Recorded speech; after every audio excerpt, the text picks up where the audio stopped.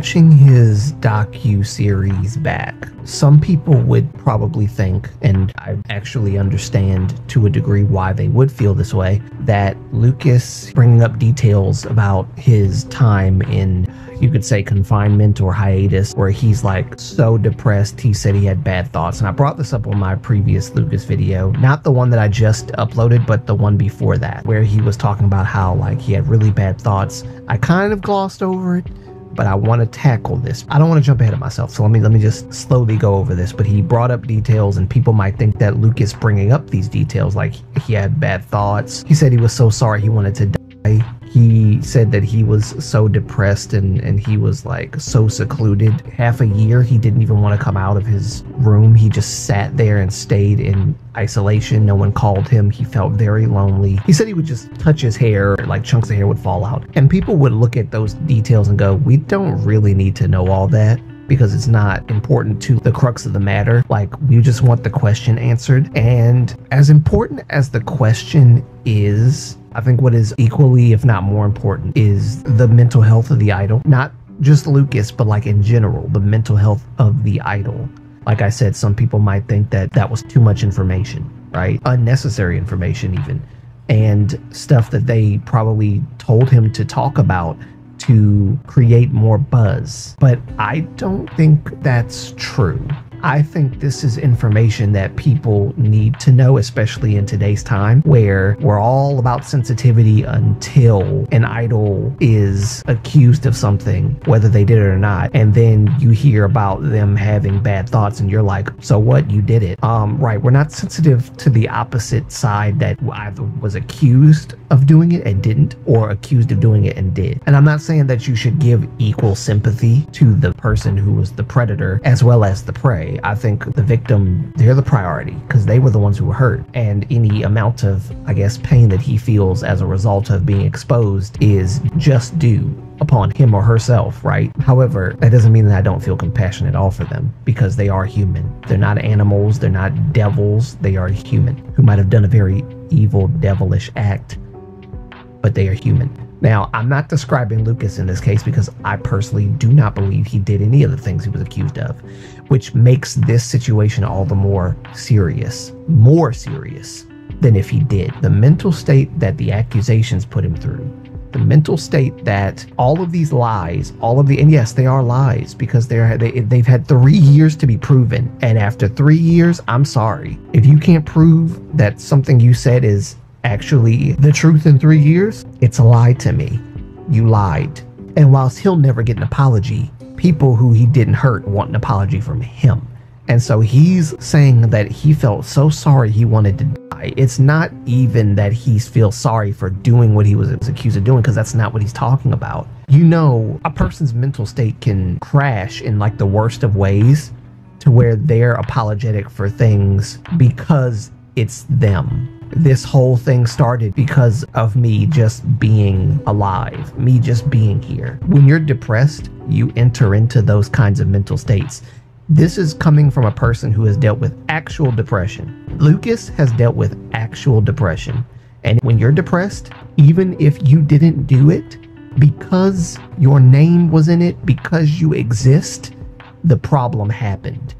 And so you blame yourself by virtue of just being alive, even though you didn't do it. And I think that's where he's going with this comment. And I believe myself to be correct on that, because I've also done the same thing. Not that I was accused of anything, but when I became severely depressed, I blamed myself for things that happened. And I would say it's because I'm alive, right? It's a similar thing. And many other people who have suffered with severe depression have also done the same. Before I continue on with the rest of what I was saying, I wanted to take this moment to just pause and state some of the reasons why I believe he is innocent and why I've always believed he's innocent. Starting with number one, why would a company keep someone who is accused of all that stuff still in the company? Why would they keep him in the company still? Like, oh, we're gonna kick him out of Wavy because the allegations against him damaged the entire group. Okay, fine. I don't agree with that personally, but fine. If that's what you want to do, I'll give you that. But to not kick him out of the company, that's interesting. So it's like the company knows he didn't do anything wrong, but the allegations were just, I'm not understanding this. I think I might have to make a whole nother video, because I'm starting to wonder, if the allegations aren't true and SM knows they're not true, why did you kick him out of the group? Why did you why do companies do that? And then you don't take legal action against anyone for spreading these allegations or rumors around, which is all the more reason why people speculated that Lucas might be guilty of some of this stuff, because the company didn't defend him. They just kind of put him on hiatus, like Sunghan, right? So it's very understandable why people would come to the conclusion when the company's not even backing you. But either way, he's not guilty because the company didn't get rid of him. That's the bigger indication to look at, right? They did not get rid of him. He's still in SM Entertainment. Wow. That's number one. Number two, you would hear reports, and you would even hear from idols themselves out of their own mouths that they hung out with Lucas before his rebranding and all that. They hung out with him, okay? Do you really think the idols would want to hang out with someone like Lucas if the allegations were true? That's number one. And number two, do you really think the companies would allow the idols to hang out with Lucas if they thought that the allegations were true? Which is leading back to point number one, that he wouldn't even be in SM at that point, if that were true, right? So there's 2 points there. Point number three, the CEO in the documentary says that he took that Instagram photo and people were asking him, what are you going to do with Lucas? What's your plan? And he said he didn't know how to answer the question. Well, obviously, you taking a picture with him is not an indication that you're going to kick him out of the company. So you already were making plans to rebrand him and you just didn't want to say anything. It's not that you didn't know what to say, it's that you didn't want to say anything. I didn't know how to answer that. Oh, yes, you did. You're the CEO. You know how to answer all the questions. At least you better know how to answer all the questions. Anyway, that's the third point. So there was already a plan in place. The company not kicking him out should prove everything right there. They didn't defend him, but they didn't kick him out of the company either. So it's like, he didn't do it, bro. He didn't do any of it. And no amount of him apologizing for vague things is going to change my mind on that. The incident, no amount of someone saying that word is going to change my mind on that. Because if he did what he was accused of, he would have admitted to it. But then again, in the documentary, that would have made the company look bad, because why are y'all making a documentary to tell everybody, oh yeah, I'm guilty of all of it? Nope, the company would have cut their losses a long time ago. So all these points, all these factors are why I believe, and why I've always believed, that the man didn't do it. He was just wrongfully accused and the company didn't have his back. I honestly think at this point that the whole rebranding, it was a desperate attempt to say, oh, you know what? We had a plan in place already. And no, we didn't come to this defense because we were already strategizing a way to, to make him a solo artist. Almost like saying, oh, we knew he was innocent the whole time. You know, they're not going to come out and say that, because that would just make SM look worse. To say, oh yeah, we already knew he was innocent of all that stuff. Yeah, we purposely got him out the group so that we could make a solo artist. Right. But you waited until the allegations came out to do that. So there's that problem, right? So the guy's innocent, y'all. Really, if you think about it, it all makes sense and comes together. The man's innocent. He didn't do it.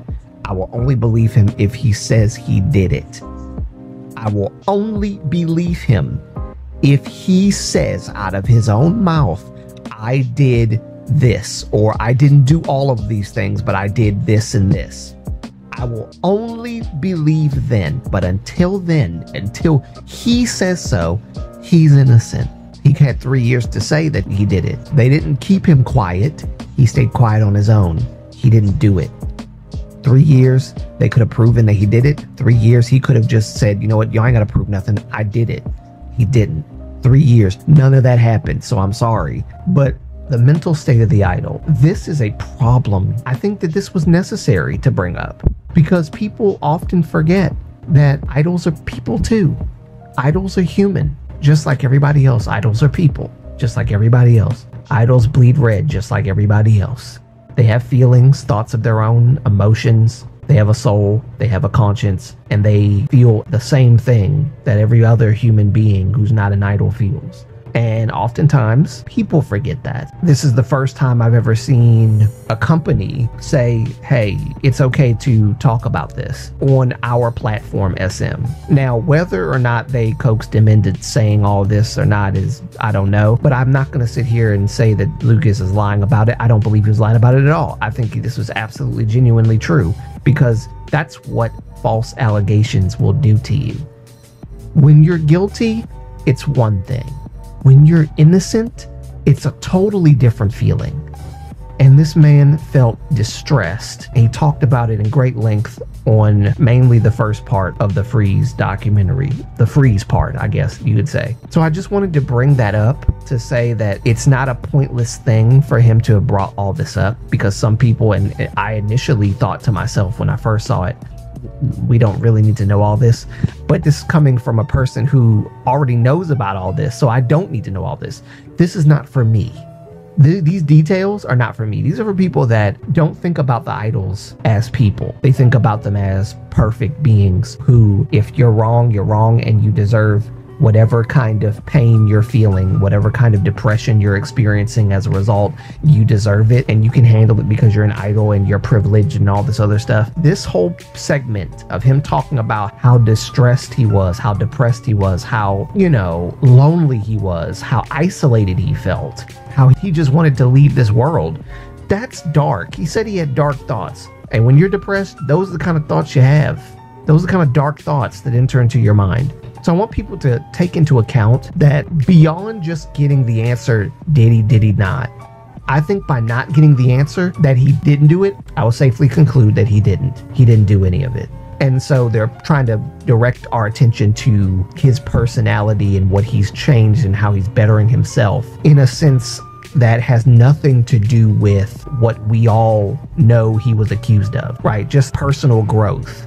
That's all we're seeing here. But what the accusations did to him is what really messed him up. And so I hope that he is okay. I know that people never go back to being who they once were after severe depression hits them. They don't go back to being who they were. They change and become a different version of themselves, or a different, I guess you could say a different version of themselves. And the harm that the accusations did to him, this is why I say it is very important that we be careful to not just hop on the cancel culture train, hop on the bandwagon and just blindly accuse people of stuff, or exercise herd mentality. This person said it, so it must be true, so I'm just gonna hop on and say, yeah, justice for the victims. Lucas is a bad person. Cancel him, blah, blah, blah, right? Kick him out of Wavy and all that stuff. It's very important that we think for ourselves. When we think for ourselves, I don't think this sort of thing happens. But when we don't think for ourselves and we follow the herd, this sort of thing happens. And then you destroy a person's mental as a result of not thinking more critically about situations like this. You play a part in the mental damage, destruction, harm of an idol. And I'm not trying to paint idols as victims, but in Lucas's case, he was the victim. And the people that came out against him were the antagonizers, the instigators of these things that came out about him that were not true. So that's all I wanted to say. This is also something I wanted to add to the video and I just forgot to do it. So I thought I'd just make another video and do it that way. I don't want the video to be any longer than that. So thank you guys for listening. I hope that people learn from this. And I know not everybody's going to, right? Not everybody's going to. Some people are bad and they just enjoy being bad. Some people are evil and they just enjoy being evil. They choose to be evil and they enjoy it. And then some people follow the herd because they think it's a just cause, but they need to think for themselves. It is those people, the latter, that I hope to catch and help them understand that this is not okay. And all the stuff that Lucas was talking about that he was dealing with is a result of people spreading lies and not being able to substantiate anything, and look at the damage it's done to another human being. So that's all I wanted to say about this. Let me know what you guys think about it in the comments. Remember to like, comment, and subscribe for more content from your boy. And until next time, it'll be your boy Abe's signing out. Peace. Love you guys. Bye.